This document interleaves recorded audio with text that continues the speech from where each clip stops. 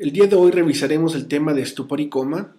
Es muy importante debido a que el deterioro de la alerta en el individuo puede suceder por lesiones estructurales o lesiones metabólicas y en pocos segundos, con una exploración física concisa, el clínico debe estar seguro de qué problema tiene el paciente para echar a andar una serie de métodos diagnósticos que favorezcan la buena evolución del paciente. Veremos en las siguientes diapositivas cómo hacemos los diagnósticos neurológicos de estupor y coma y los colgajos anatómicos necesarios para tratar de identificar las estructuras anatómicas que nos permiten facilitar la comprensión de los movimientos estereotipados del individuo en coma. La diferencia entre el animal y el ser humano es el desarrollo del prosencéfalo o el telencéfalo, denominado corteza cerebral. La corteza cerebral, también llamada neocorteza, es la que nos ha permitido adquirir conductas humanas o inteligentes que no tiene el ser humano. Desde los primeros homos, hace 2 a 3 millones de años, en donde su cerebro pesaba solo 400 gramos, el hombre moderno, el Homo sapiens, ha alcanzado un desarrollo cerebral de cerca de 1400 gramos, el cual está dado principalmente por la extensión de la neocorteza cerebral. Cosa muy importante si comprendemos que la mayoría de la exploración neurológica va encaminada a determinar funciones mentales que catalogarán a un paciente como sano o como enfermo en muchas ocasiones.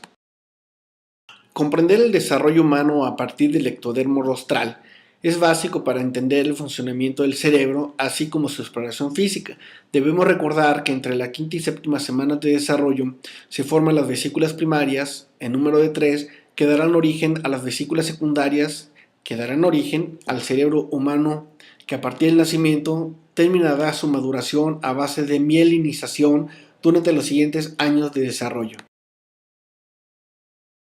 Las vesículas primarias a las cuales nos referimos, les recuerdo que son el prosencéfalo en rojo, el mesencéfalo en azul y el rombencéfalo en color verde.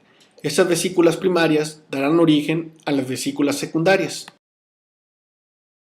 La vesícula prosencefálica dará origen a las vesículas ópticas y dentro del cerebro dará origen al telencéfalo, que en la vida adulta formará la corteza cerebral, y al diencéfalo, que en la vida adulta dará origen al tálamo, hipotálamo, epitálamo y subtálamo. El mesencéfalo, desde la gestación, continuará siendo el mesencéfalo, que es la parte inicial del tallo cerebral, y el rumbencéfalo dará origen al metencéfalo, que es el puente o protuberancia de Barolio, y al mielencéfalo, que es el bulbo raquídeo. Asimismo, el romencéfalo, llamado cerebro posterior, dará origen al cerebelo. Finalmente, y abajo de las vesículas cerebrales se formará la médula espinal. Si ustedes observan el cerebro de otros animales, verán que conforme evolucionan los animales, tendrán un telencéfalo mayor y un diencéfalo menor. Así pues, en los peces, como los tiburones, el diencéfalo es muy grande y esto les permite tener una supervivencia y alimentación muy importante que los cataloga como predadores. En los anfibios, el diencéfalo será grande, pero ya tendrá una contraparte telencefálica importante.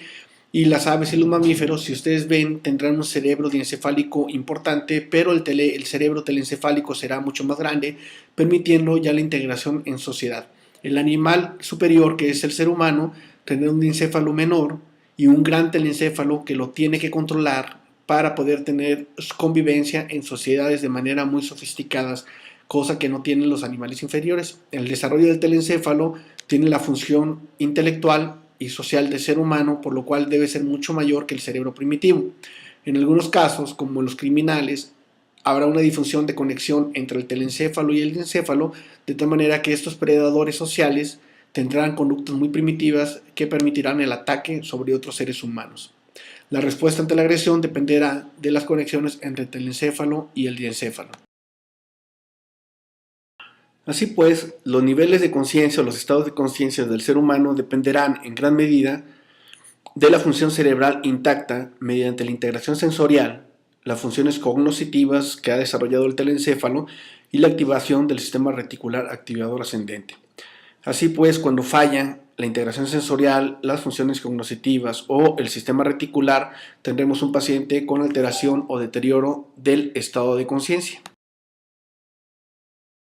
Para que se mantenga el estado de conciencia o el estado de alerta, depende de dos características importantes. Uno es darse cuenta de la existencia de uno mismo. Esto implica funciones corticales superiores íntegras y de darnos en cuenta de la relación con el medio externo. Esto implica que las aferencias del medio sean percibidas por las regiones corticales, parietales, occipitales y temporales, que finalmente van a integrar la información hacia el lóbulo frontal.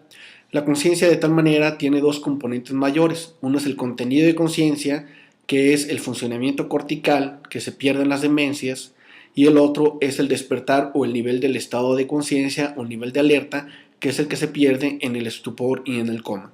Durante la plática nos referiremos a estupor y coma como deterioro del nivel de conciencia y no así el contenido que se explora en las demencias.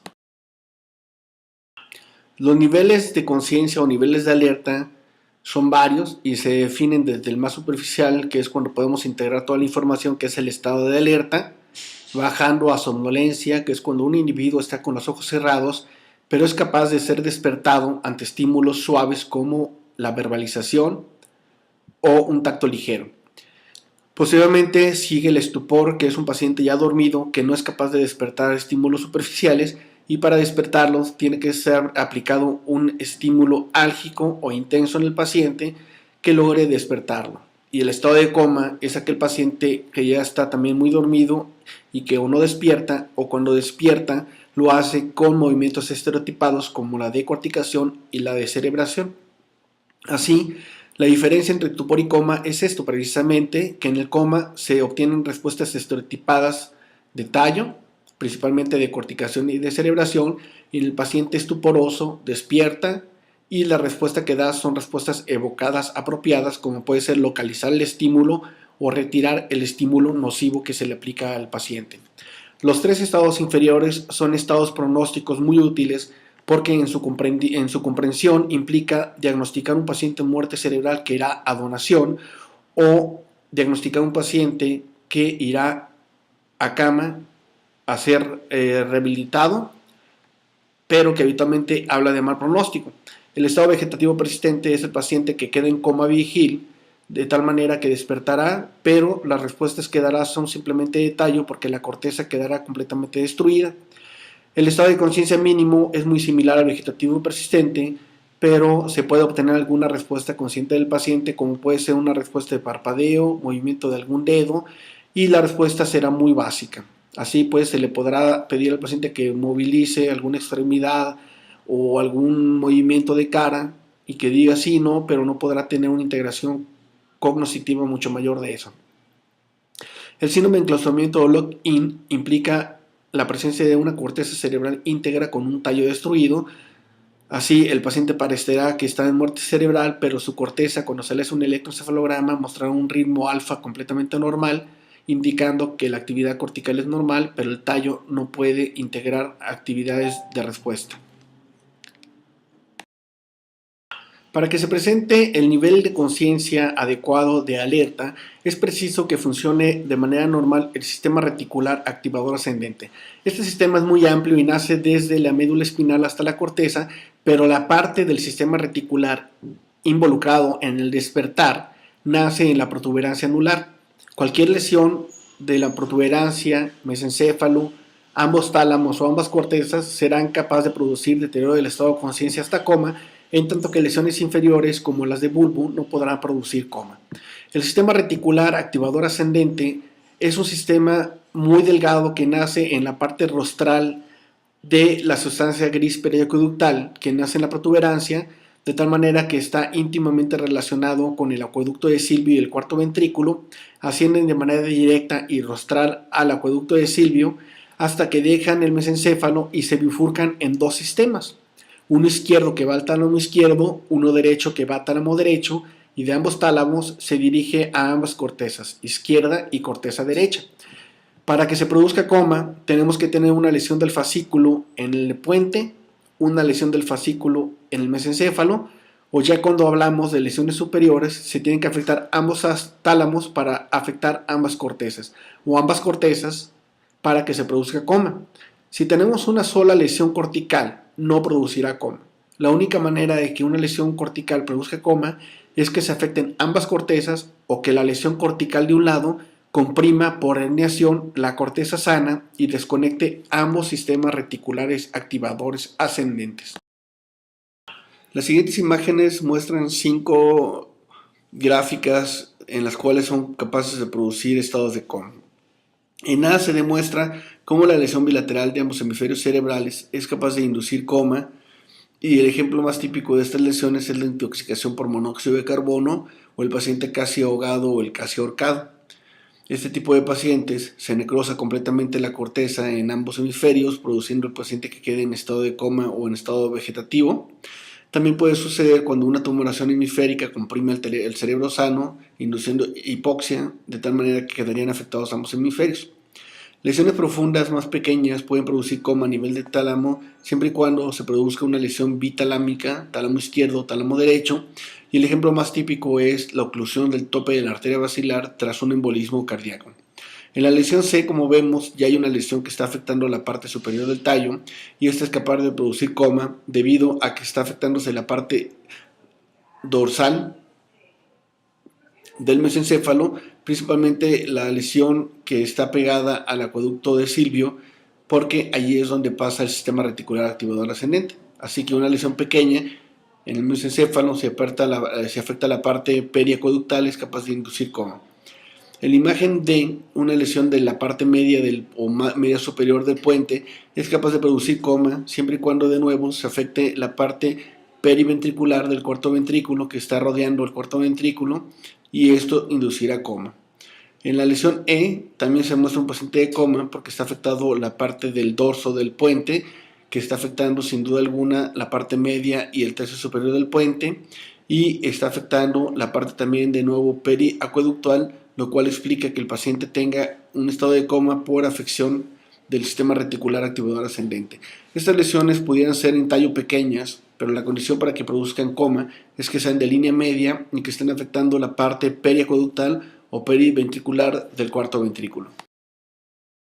Por otro lado, en las gráficas que se muestran en esta diapositiva, el paciente no estaría en coma. En la gráfica A se muestra una extensa lesión de la protuberancia que aparentemente grande pudiera producir coma, pero si se fijan bien, el tercio medio y superior del puente está libre en su porción periventricular, de tal manera que nace ahí el sistema reticular y el paciente está despierto. Podrá tener cuadriplegia y el paciente quedará enclaustrado, pero el paciente quedaría despierto debido a que no está afectado el sistema reticular activador ascendente.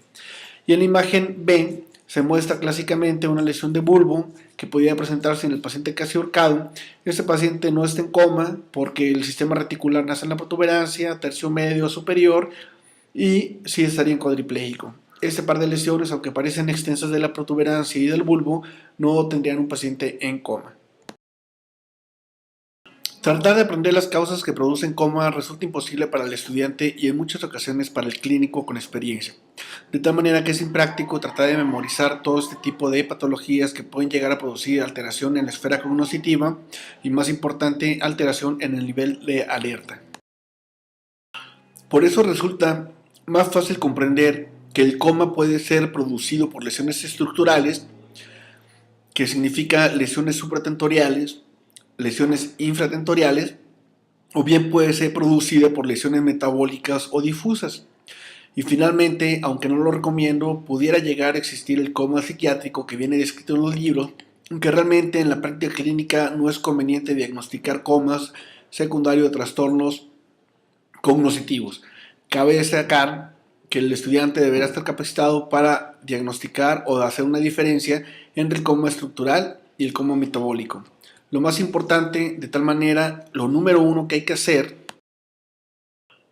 es diferenciar entre lesiones estructurales producidas por lesión cerebral directa o lesiones metabólicas y difusas producidas como consecuencia de trastornos en la homeostasis corporal.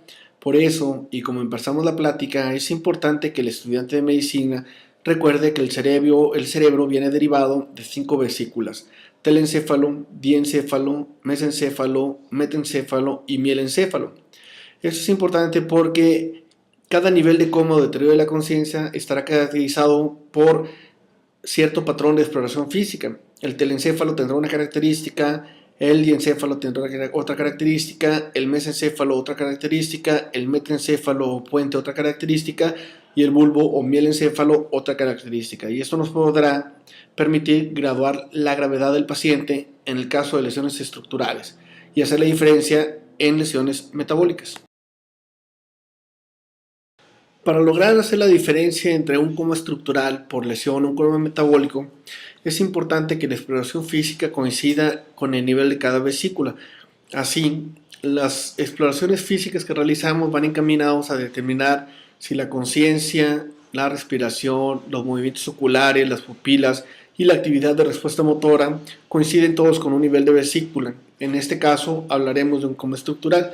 Si por otro lado los cinco apartados de la valoración neurológica no coinciden o son discrepantes y apuntan a varias vesículas, ese caso se considera como un coma de alteración metabólica. De tal manera que la mnemotecnia CRO-PUM nos ayuda a identificar si el paciente tiene coma estructural o coma metabólico. La C de conciencia, la R de respiración, la O de movimientos oculares, la PU de pupilas y la M de actividad motora. El patrón respiratorio nos permite identificar varias zonas de lesión cerebral, aunque a veces es difícil establecer entre una respiración metabólica como una respiración de Kussmaul o una respiración central como una respiración de Cheyne-Stokes o hipernea. Cuando tenemos habitualmente un daño biencefálico, que ambas cortezas están lastimadas pero con integridad de las estructuras profundas, el patrón respiratorio llega a ser un patrón relativamente normal. No es hasta cuando se empieza a afectar partes profundas del cerebro, como el encéfalo, cuando empiezan a aparecer las respiraciones automáticas, como es en primer lugar y por destrucción del encéfalo, la respiración de Cheyne-Stokes. Cuando este daño se extiende y afecta a la parte alta o media del mesencéfalo, la respiración que aparece es una respiración rápida, acelerada, que se denomina hipernea neurógena central. Y cuando se afecta todo el mesencéfalo y empieza a haber daño pontino, la respuesta respiratoria que aparece es una respiración apnéusica, donde la inspiración del paciente se mantendrá por varios segundos, haciendo una pausa de expiración también prolongada y vuelve a inspirar. La frecuencia respiratoria del paciente será mucho menor a 20 por minuto y habitualmente ronda entre los 8 y los 12 por minuto. La destrucción del puente bajo da una respiración ya irregular, completamente atáxica, al igual que la respiración vulval, donde el patrón respiratorio básicamente ya es una respiración de boqueo o respiración de Fischer. Estos patrones respiratorios, para que indiquen lesión estructural, tienen que ir acompañados, por supuesto, de afección de la conciencia, de las pupilas, movimientos oculares y la actividad motora. En esta diapositiva se muestran las respiraciones más frecuentes. Podrán ustedes observar al lado izquierdo la respiración de Cheyne-Stokes, en donde el paciente inicia con respiración superficial, las profundiza y una vez profundizadas las respiraciones empieza a decrecerlas en amplitud e intensidad. Hace un paro y vuelve a reiniciar el ciclo romboidal. Esa respiración es encefálica. La respiración mesencefálica, ya cuando empieza a haber destrucción del mesencéfalo, es la hipernea neurógena central. Identifiquen a mano derecha cómo el paciente se encuentra con hiperventilación constante, sin emitir pausas y sin hacer un cambio de patrón respiratorio a pesar de hiperoxemia o de hipercapnia. Y finalmente la respiración vulvar, que es la táxica. Por obviedades, los ojos de la paciente tapada, pero se muestra como es una respiración irregular o de boqueo, indicando ya un coma vulvar y básicamente la entrada a muerte cerebral de la paciente. Los movimientos oculares en el paciente en coma se valoran mediante dos tipos de movimientos: los oculovestibulares, ojos de muñeca, y los vestíbulo-calóricos, estimulación visual ante el frío y el calor. Los movimientos oculovestibulares consisten en el desplazamiento del globo ocular al lado contrario del movimiento en los horizontales, y en el vertical, en la extensión de la cabeza, los ojos irán hacia abajo y cuando flexionamos la cabeza irán hacia arriba. En el paciente en coma, cuando aplicamos un estímulo de agua para hacer los vestíbulo-calóricos, el agua fría atraerá el estímulo de los ojos o el movimiento ocular, en tanto que el agua caliente desplazará el ojo al lado contrario. Este movimiento es inverso a lo que sucede en el paciente consciente, porque en el paciente consciente existe el nistagmo compensatorio que da la idea al revés del movimiento, pero en el paciente inconsciente, como no hay nistagmo compensatorio, el ojo volteará tónicamente al agua fría y se alejará del agua caliente. La integridad pues de estos movimientos implica una integridad de tallo cerebral, protuberancia y mesencéfalo, pero cuando los movimientos están desconjugados o no hay movimientos calóricos al frío o al calor, básicamente lo que implica es una lesión de la protuberancia anular, por eso es tan importante valorarlos. En esta figura del lado izquierdo, los óculos cefálicos indican el desplazamiento de los ojos a la izquierda con el movimiento de la cabeza hacia la derecha. En la figura A son normales y en la B indica una lesión ya a nivel del puente de manera unilateral, y en la C, obviamente cuando no hay movimiento de los ojos, implica una lesión total de la protuberancia o puente. La aplicación del agua fría da el mismo resultado. En la aplicación de agua fría desvía los ojos hacia la izquierda, como la imagen de arriba. En la lesión unilateral de la protuberancia se va un ojo el estimulado, pero el otro se queda fijo, y cuando hay daño severo de la protuberancia, al estímulo frío no hay movimiento y obviamente al calor tampoco hay movimiento. El encargado de hacer el movimiento conjugado de los ojos es el fascículo longitudinal medial, el cual se indica en color rojo. La función del fascículo longitudinal medial, que son dos, uno izquierdo y uno derecho, pero que ascienden por la línea media, es conectar el sexto nervio a nivel de la protuberancia con el tercer nervio a nivel del mesencéfalo. Así, cuando el ojo es estimulado a la izquierda, el sexto nervio izquierdo jalará al tercero derecho y desviará la mirada hacia la izquierda, y del lado derecho sucederá lo contrario. La integridad del fascículo implica movimientos de muñeca y oculovestibulares normales, en tanto que la lesión de un fascículo desviará un ojo y la lesión de dos fascículos evitará el movimiento de los dos ojos ante el estímulo de movimiento con óculos cefálicos y el estímulo frío o calor con óculos vestibulares o vestíbulo-calóricos. Los movimientos oculovestibulares y vestíbulo-calóricos son muy importantes, como se verá en esta gráfica. Si observamos la imagen de la izquierda en un fascículo normal en un paciente con deterioro de conciencia que está en terapia intensiva, verán cómo la aplicación del estímulo con agua fría logra desviar ambos ojos hacia el estímulo del agua fría. Esto sucede aunque el movimiento llega a ser un poco torpe, se presenta en ambos ojos, indicando que el tallo cerebral, la protuberancia, está íntegra. En el lado derecho, donde dice lesión de fascículo longitudinal, implica que la paciente ya tiene desviación conjugada y desconjugada de la mirada, tiene los dos ojos hacia afuera, situación que se llama huevino, y eso implica ya una destrucción completa del fascículo. Como ustedes ven el movimiento del explorador al mover la cabeza, los ojos prácticamente no obedecen y siguen el movimiento de la cabeza, indicando lesión del fascículo longitudinal. La lesión bilateral también del fascículo longitudinal medial se explora la aplicación, como se muestra en la gráfica de abajo, de agua fría en el oído derecho del paciente, y como veremos no se obtiene la respuesta que se obtuvo en el primer paciente. Esto implica también lesión bilateral de la protuberancia, afectando ambos fascículos longitudinales mediales.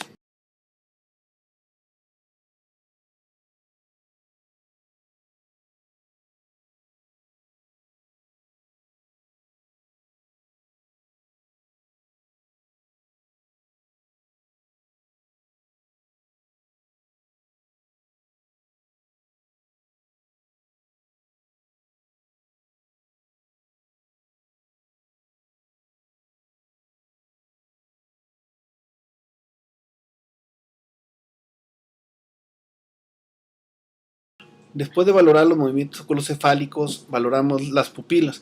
Las pupilas valoran la vía aferente y la vía eferente. Debemos recordar que la aferencia de las pupilas es por el estímulo luminoso que entra por el segundo nervio y hace un relevo a nivel del cuerpo geniculado lateral para entrar a la parte dorsal del mesencéfalo, encontrar el núcleo del tercer nervio, principalmente la porción parasimpática llamada núcleo de Edinger-Westphal, y posteriormente el estímulo regresará por el tercer nervio, hará sinapsis en el ganglio ocilar e irá a los músculos contractores de la pupila para producir miosis. Esa es la vía parasimpática, en tanto que la vía simpática nace a partir del hipotálamo, y del hipotálamo se dirige la vía simpática descendiendo principalmente por la protuberancia hasta los primeros segmentos cervicales. En los segmentos cervicales lo que encontraremos es que harán sinapsis a nivel de los ganglios cervicales, principalmente los superiores, y de ahí tomarán el camino de la arteria carótida interna, entrelazándola para posteriormente a través de la arteria oftálmica dejar la estructura craneal y dirigirse directamente por los nervios ciliares hacia los músculos que dilatan la pupila, y de esta manera se produzca la midriasis. Estos movimientos tienen que estar íntegros para que el paciente tenga una función del tallo normal, de tal manera que si los movimientos pupilares son normales en contracción miosis o relajación midriasis, implica una integridad de las estructuras arriba del mesencéfalo. Cuando se presenta miosis, habitualmente ya implica una destrucción del mesencéfalo, obviamente de los núcleos de Dinger-Westphal, y lo que sucede es que aumenta el tono simpático y esto hace que se presente. Se muestran las pupilas cuando la corteza está afectada, básicamente son normales, afección del diencéfalo, son pupilas pequeñas, reactivas, pero no son en punta de alfiler. Y cuando empieza a afectarse el mesencéfalo se presentan las pupilas ya dilatadas de 3, 4 a 4.5 milímetros, muy hiporreactivas, fenómeno de hipus, o si no la pupila típica del síndrome de Weber o la pupila uncal, en donde los desplazamientos de masa supratentorial como los hematomas comprimirán el tercer nervio de un lado, dilatarán una pupila y nos indicará que el paciente está entrando en algo que se llama deterioro rostrocaudal, que es la disminución de conciencia de acuerdo a los niveles de coma, telencefálico, diencefálico, mesencefálico, pontino y vulvar.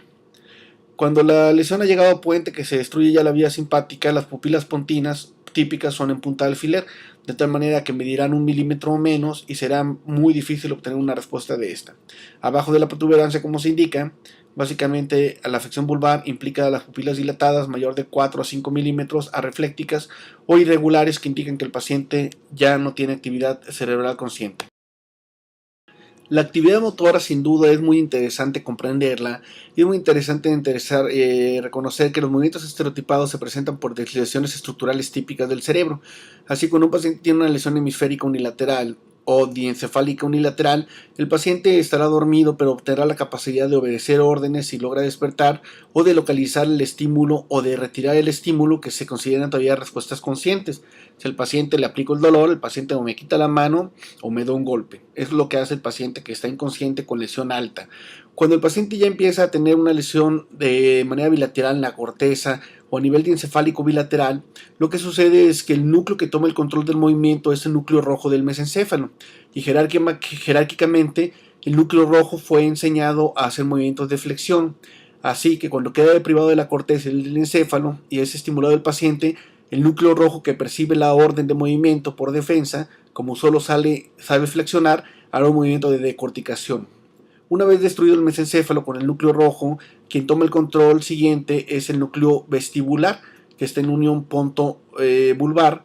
Así que cuando el paciente es estimulado con el dolor, como la corteza no recibe la información, el diencéfalo no recibe el dolor y el mesencéfalo no recibe el dolor, el núcleo vestibular toma la orden y, como lo único que fue enseñado a hacer fue extender, el paciente realizará un dato de descerebración. Si el paciente tiene un daño cortical, diencefálico, mesencefálico y protuberancial o pontino, el bulbo no tendrá ninguna actividad y el paciente prácticamente estará en la antesala de la muerte cerebral. La imagen de arriba muestra en la parte central del diagrama los núcleos rojos, que son los núcleos redondos grandes, los cuales controlan la flexión. Cuando el paciente tiene función del núcleo rojo, decorticará, y en la imagen de abajo se muestra la unión ponto-vulvar con la presencia del núcleo vestibular, que cuando está deprivado el puente del estímulo del núcleo rojo, el núcleo vestibular solo sabe estirar, así que el paciente decorticará. Una lesión del núcleo rojo y del núcleo vestibular del puente implicarán falta de respuesta y el paciente en la antesala de la muerte cerebral.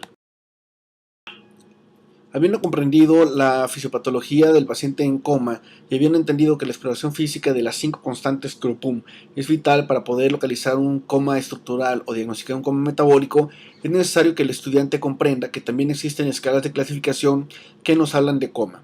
La escala de coma de Glasgow por mucho es la más utilizada y es muy buena para coma estructural supratentorial, de tal manera que cuando haya una lesión supratentorial que nos indique que el paciente tiene un deterioro de conciencia, el hablar en escala de Glasgow, el médico entenderá de manera inmediata qué tan grave está el paciente. Lamentablemente, esta escala no es buena para diagnóstico de comas metabólicos o comas por lesiones infratentoriales, por lo cual la mnemotecnia por CROPUM nos permitirá diferenciar muy bien si el paciente tiene una lesión estructural o metabólica. La escala de Glasgow mínima es de 3 puntos y máxima de 15, siendo 15 el paciente despierto y 3 el paciente en coma profundo, que no tiene ninguna respuesta. Se valoran 3 aspectos, que es la apertura palpebral, la respuesta verbal y la respuesta motora, por lo cual se recomienda que se revise la escala con calma. Esta escala es la llamada escala pronóstica de Glasgow o resultados de Glasgow, y el clínico no debe confundir la escala de coma de Glasgow, que es la que nos diagnostica, y a la escala de resultados o pronóstica, porque la escala de resultados o pronóstica simplemente nos dice el estado secuelar del paciente cuando sale de coma o si sale en buen pronóstico. Así, la escala de resultados de Glasgow, 1 será el paciente muerto y 5 el que tiene buena recuperación y prácticamente va a casa asintomático. Los grados intermedios se definen como el 2, estado vegetativo persistente, 3, discapacidad severa y 4, discapacidad moderada. El resumen de la plática se ve en esta gráfica, en donde les recuerdo que existen niveles de coma telencefálico o hemisférico, diencefálico o talámico o hipotalámico, mesencefálico, protuberancial o metencefálico y mielencefálico o vulvar. Las 5 características que revisamos son el nivel de alerta, la respiración, movimientos oculares, pupilas y actividad motora. Esto se llama CROPUM. Cuando un paciente tiene las 5 características en una misma vesícula, el coma debe ser estructural. Y cuando el paciente tiene las 5 características disparadas en varios niveles y no es congruente, implica que el paciente tiene coma metabólico. Así, un paciente que tiene un coma pontino, pues estará en coma profundo, con una respiración apnéusica, estarán afectados los movimientos oculovestibulares y calóricos, las pupilas estarán en punta de alfiler y estará descerebrando o ya sin actividad motora. En cambio, un paciente metabólico estará en coma profundo, con una respiración de Cheyne-Stokes, podrá tener pupilas normales, movimientos oculares normales y posiblemente localizará, retirará el estímulo o a lo mucho decorticará. Eso implica un paciente con coma metabólico. Finalmente, la siguiente diapositiva es la referencia bibliográfica. Recomendamos mucho, obviamente, el libro de Estupor y Coma de Plum-Posner, y les agradecemos su paciencia y nos vemos para la siguiente plática. Gracias. Las referencias muy importantes para revisar es el libro de Braces en primer lugar, y en segundo lugar es el libro de Posner o de Plum-Posner de diagnóstico del paciente con coma. Les dejo mi correo electrónico por lo que se ofrezca, luismurillo@ipao.com.mx. Gracias por todo.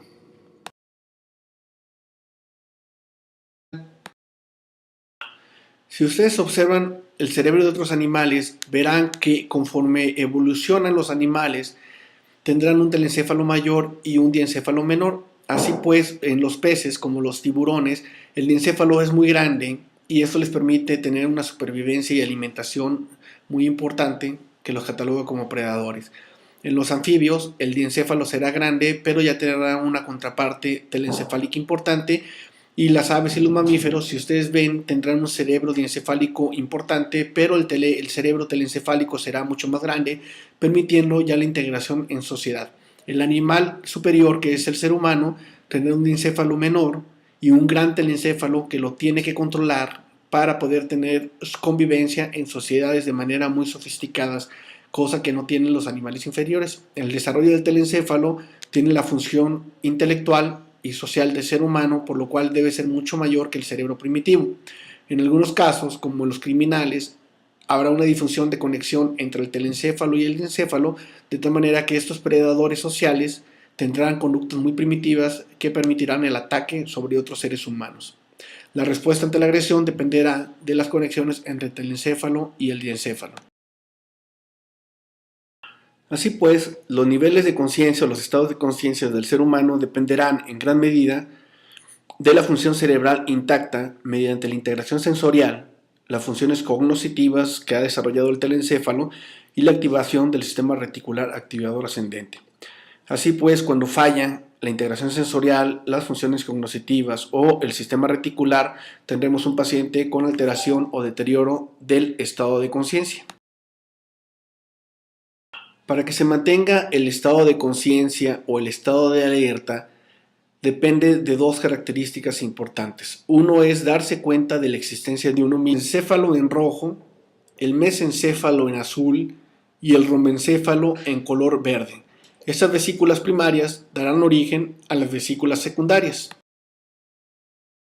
La vesícula prosencefálica dará origen a las vesículas ópticas y dentro del cerebro dará origen al telencéfalo, que en la vida adulta formará la corteza cerebral, y al diencéfalo, que en la vida adulta dará origen al tálamo, hipotálamo, epitálamo y subtálamo. El mesencéfalo, desde la gestación, continuará siendo el mesencéfalo, que es la parte inicial del tallo cerebral, y el romencéfalo dará origen al metaencéfalo, que es el puente o protuberancia de Barolio, y al mielencéfalo, que es el bulbo raquídeo. Asimismo, el romencéfalo, llamado cerebro posterior, dará origen al cerebelo. Finalmente, y abajo de las vesículas cerebrales, se formará la médula espinal. Millones de años, en donde su cerebro pesaba solo 400 gramos, el hombre moderno, el Homo sapiens, ha alcanzado un desarrollo cerebral de cerca de 1400 gramos, el cual está dado principalmente por la extensión de la neocorteza cerebral. Cosa muy importante si comprendemos que la mayoría de la exploración neurológica va encaminada a determinar funciones mentales que catalogarán a un paciente como sano o como enfermo en muchas ocasiones. Comprender el desarrollo humano a partir del ectodermo rostral es básico para entender el funcionamiento del cerebro, así como su exploración física. Debemos recordar que entre la quinta y séptima semana de desarrollo se forman las vesículas primarias, en número de 3, que darán origen a las vesículas secundarias, que darán origen al cerebro humano, que a partir del nacimiento terminará su maduración a base de mielinización durante los siguientes años de desarrollo. Las vesículas primarias a las cuales nos referimos, les recuerdo que son el proceso. El día de hoy revisaremos el tema de estupor y coma. Es muy importante debido a que el deterioro de la alerta en el individuo puede suceder por lesiones estructurales o lesiones metabólicas, y en pocos segundos, con una exploración física concisa, el clínico debe estar seguro de qué problema tiene el paciente para echar a andar una serie de métodos diagnósticos que favorezcan la buena evolución del paciente. Veremos en las siguientes diapositivas cómo hacemos los diagnósticos neurológicos de estupor y coma y los colgajos anatómicos necesarios para tratar de identificar las estructuras anatómicas que nos permiten facilitar la comprensión de los movimientos estereotipados del individuo en coma. La diferencia entre el animal y el ser humano es el desarrollo del prosencéfalo o el telencéfalo, denominado corteza cerebral. La corteza cerebral, también llamada neocorteza, es la que nos ha permitido adquirir conductas humanas o inteligentes que no tiene el ser humano. Desde los primeros homos, hace 2 a 3